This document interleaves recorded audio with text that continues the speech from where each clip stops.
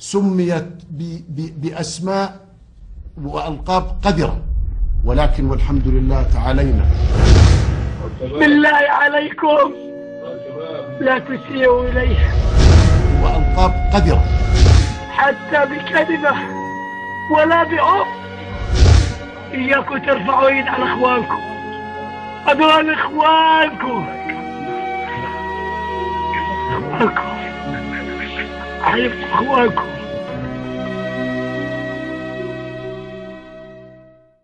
وكانت المهنية والحرفية والأخلاق العالية، وكانت المهنية والحرفية والأخلاق العالية. أنا ضربوني إجا فوق من الجسم ضربني على راسي. نحن جهاز تنفيذي نتلقى الأوامر من قياداتنا السياسية وننفذ. ولا يجوز انه يتخبى وراء احد او يقول اجاني توجيهات من فوق من قياداتنا.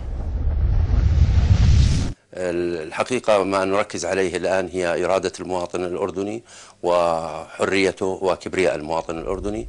أخلينا النساء، الشرطة أخلت النساء. الإحجار دمروا النسوان.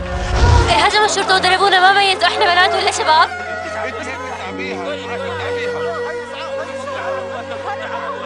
باين يضربونا ويتقوا علينا، يروحوا يتقوا على البلطجية اللي جابوها.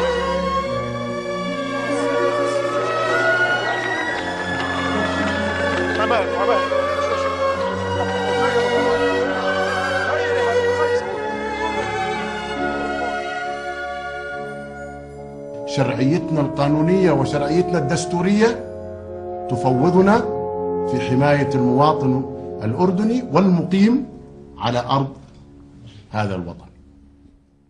المواطن في هذا البلد يشعر دائما بأنه آمن على نفسه وماله وكرامته.